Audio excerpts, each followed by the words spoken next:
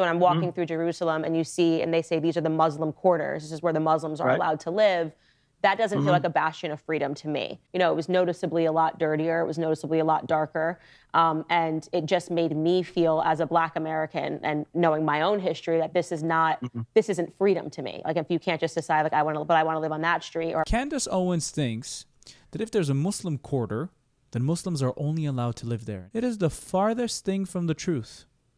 People like to stay within their own communities. Different types of communities all around the world. They prefer living next to their own kind. She's trying to villainize the situation in Israel, which is pretty common all around the world to have Jewish quarter, Muslim quarter, Armenian quarter. So today we're watching a video of her talking about this topic specifically on the Daily Wire channel.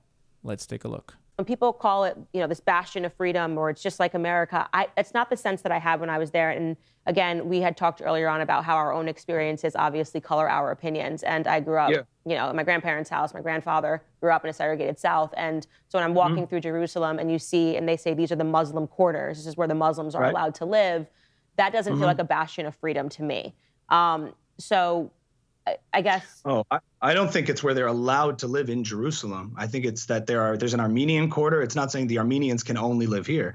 It's that there are communities, just like there's a Jewish community in Jersey here, and there's a Muslim community in here. I don't think, you know, to my understanding, it's not restrictions within Israel proper of where Israeli. I think it is where they have. I mean, at least that's what the rabbi who was taking me around. He said these are the Muslim quarters, so this is where the Muslims live. This is where the Muslims live. Exactly. That's where they choose to live because it's probably close to a mosque. It's close to their community, and that's where they prefer to live. That's what he said. He didn't say that that's the only place they're allowed to live in. Candace.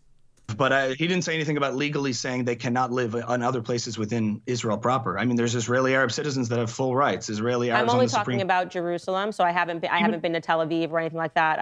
I'm just talking about particularly. Well, Jerusalem itself as a city has a division in it where the Green Line divides, and there's East Jerusalem. That's maybe what he was talking about, not the Muslim quarter, but East Jerusalem. There's disputed territory within the West Bank and East Jerusalem that divides, and therefore they're under Palestinian Authority or even other jurisdiction. But you know, that's a different conversation as far as what those are. But Arabs within Israel, if you go to Israel, people would be surprised to see on every street sign Hebrew, English, and Arabic. You see a multicultural city. So I'm keep going a little bit because I'm curious in your experience in Jerusalem. Yeah, no, and maybe I'm misunderstanding it, but I think it's worth. You are misunderstanding it, darling. Talking because my understanding from the rabbi was that this is where the Muslims have to live in Jerusalem, and it looked very different from where, you know, the Jewish people were living, and that again, that could not be any fault of any person other than this is how they take care of their stuff and this is the way that we take care of their stuff. But, you know, it was noticeably a lot dirtier. It was noticeably a lot darker. And it just made me feel as a Black American and knowing my own history that this is not, this isn't freedom to me. Like if you can't just decide like I want to live on that street or I want to live on this street, but maybe I'm wrong and it wasn't. Right. They were just all choosing to live there. Just for shits and giggles, let's take a look at the Muslim quarter that Candace is talking about. The quarter that's super run down and dark and dirty. The Muslim quarter is actually the largest and most populated of the 4 quarters. The Muslim quarter is most famous for its Arab market, its direct access to the Dome of the Rock. To the Arab market. It's going to be a bit hectic. Yes, I've heard and I've seen, so let's get going. Let's go.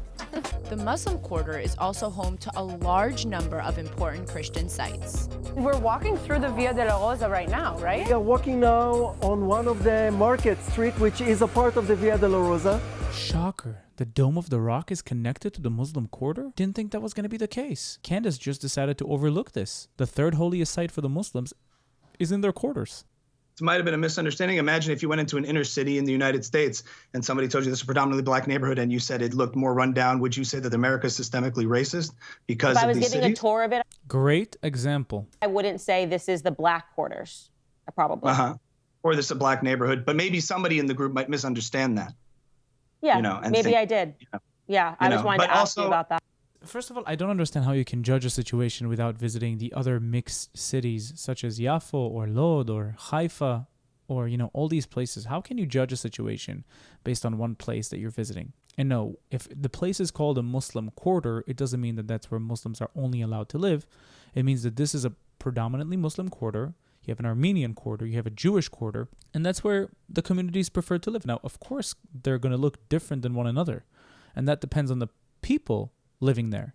If you go to Morocco, you will see houses that look pretty similar to other Arab villages in Israel, where they have the same shape, where the building is built fairly the same. It has nothing to do with discrimination or anything like this. That's how they want to live and prefer to live. The Muslims in Jerusalem have luxurious lives, and the people selling in the market make a lot of money, and they have the freedom to do whatever they want, and they can elect, open businesses, and do whatever they want as long as they're Israeli citizens, because they have equal rights.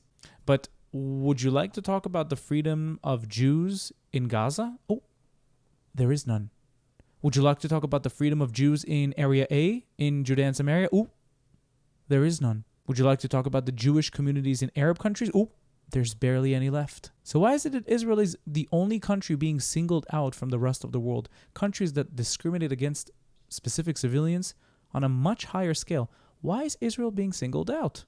And I see that this was on the Daily Wire, so I'm assuming this was before she left the Daily Wire. She was fired from the Daily Wire. So I think you can start seeing a little bit of anti-Semitic tropes against Israel. And it only went downhill from here. Thank you for watching this video. Please don't forget to like, comment, and subscribe, and I'll see you again next time. Bye-bye.